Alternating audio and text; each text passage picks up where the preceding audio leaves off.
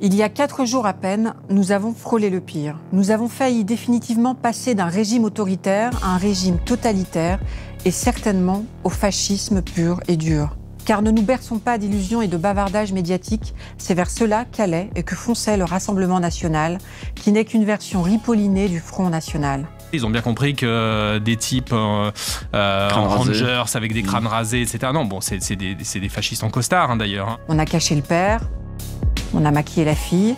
Et vos parents, ils vous disaient quoi? Ils étaient un peu lassés, hein. On a créé un produit d'appel propre sur lui et surentraîné pendant 4 ans. Jordan Bardella, bonsoir. Bonsoir. Bonjour Jordan Bardella. Bonjour. Ce fameux Jordan qui devait séduire les foules et qui a failli réussir son coup.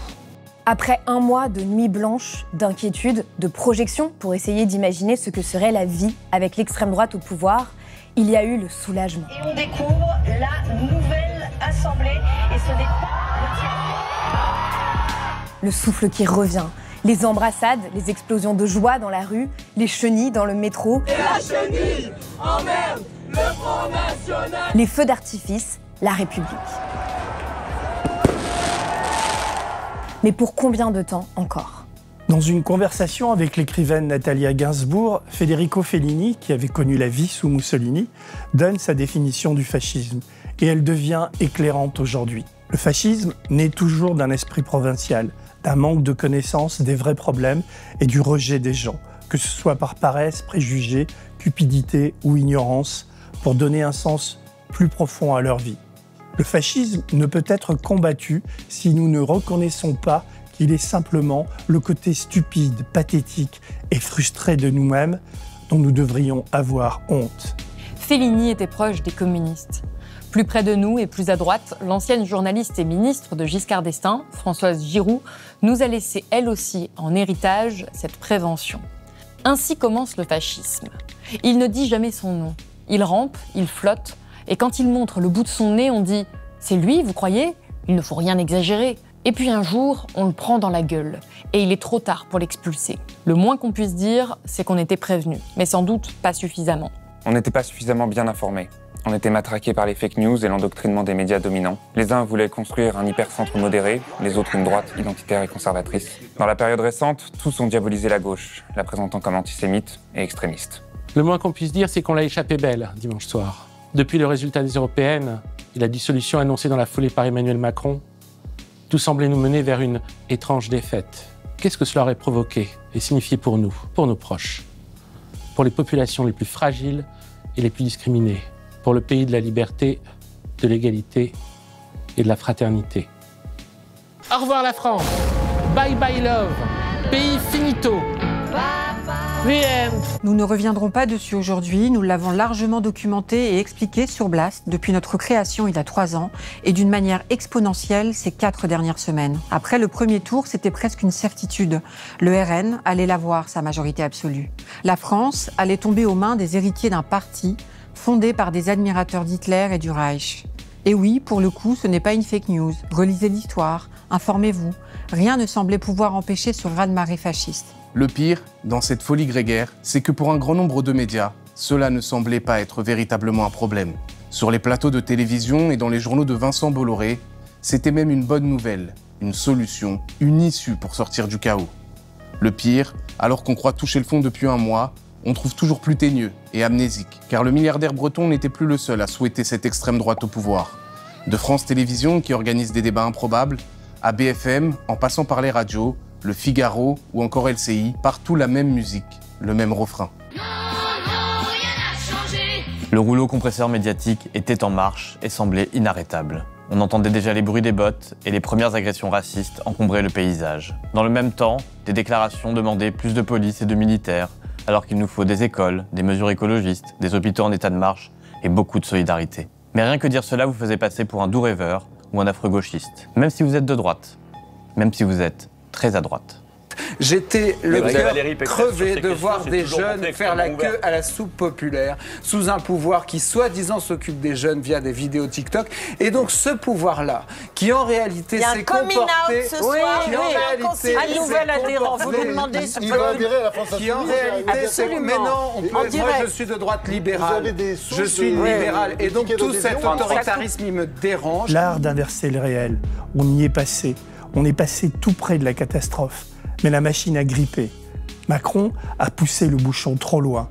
Le RN, qui a tout fait pour refuser le débat, n'a pu cacher, même en si peu de temps, sa vraie nature et la démence de ses candidats. Pas seulement des racistes, mais des débiles profonds et des délinquants. Il faut diminuer également tous les taxes, les impôts. Lesquels ? Les taxes, tout ce qui ruine les entreprises. Donnez-nous un exemple. Nous, on a baissé les impôts sur les entreprises de 33 à 25%. Oui. De quels impôts, quelles taxes sur les entreprises voulez-vous baisser ? Toutes les taxes qui sont liées à... Donnez-nous un exemple. On va passer à notre deuxième dossier. Ça la foutait mal dans le paysage. Même planquée, Marine a dû concéder quelques points. Et les Français des villes et des campagnes ont commencé à se dire que rien n'était inexorable et qu'on n'allait quand même pas filer les clés du camion à des fous furieux. La clé de ce retournement, ça a été l'information. Plus que jamais l'information, puis la mobilisation. Le travail exceptionnel des médias indépendants et d'une partie du service public, comme les stations régionales de France 3. Nous avons rassemblé nos forces pour donner des armes et faire basculer l'élection promise à l'extrême droite. Si le pays devait basculer dans le pire de manière démocratique, comme aimaient à le rappeler les représentants du RN et les blablateurs des plateaux télé, alors au moins que ce soit de manière éclairée avec des informations sur les programmes, les candidats, les conséquences, les risques et les alternatives existantes. Dans ce contexte, Blast a fait tout son possible pour être ce contre-pouvoir médiatique au bruit ambiant et pour faire face à la machine médiatique réactionnaire et in fine suicidaire. Car oui, un pays entier peut se suicider si ses journalistes et ses politiques deviennent malades et intoxiqués par les manipulations et les glissements sémantiques. C'était, et c'est toujours, une guerre des mots qui opère partout. Terrorisme, antisémitisme, extrême gauche, génocide. Que n'a-t-on entendu ? Ce qu'on a vu aussi dans ces élections, c'est l'antisémitisme validé par les urnes. Depuis la dissolution, nous avons diffusé plus de 40 vidéos. Des entretiens avec des économistes sur le programme du RN et du Nouveau Front Populaire, mais aussi avec des sociologues et des intellectuels sur la situation politique du pays. Des éditos puissants de Denis Robert et des chroniques politiques acerbes de Sébastien Fontenelle. Des grandes émissions en direct avec des historiens et des syndicalistes afin de revenir sur les leçons du passé, analyser le présent et envisager la suite. Des vidéos d'analyse des résultats électoraux, de prospective et décryptage du climat politique. Des grands entretiens avec des journalistes d'investigation. Usul et Lumi, mais aussi Acrimed, ont documenté l'offensive idéologique à l'extrême droite des médias, ses fondements qui ne datent pas d'hier, et ont analysé l'impact de l'extrême droite au pouvoir sur la liberté de la presse dans d'autres pays, sujet auquel Host Politique s'est aussi intéressé de manière plus large, avec un focus sur le cas italien. Nous avons participé à l'organisation et à la diffusion de 2 énormes soirées de mobilisation Place de la République à Paris, avant le vote et dans l'entre-deux-tours. Tout est possible dimanche soir. Le pire comme le meilleur. Allez voter partout. Continuez à pousser tout le monde à aller voter. Ne donnez pas une voix à l'extrême droite, pas une. Notre idéal, il est là, c'est la République et c'est nous qui la rendons vivante. No pasaran.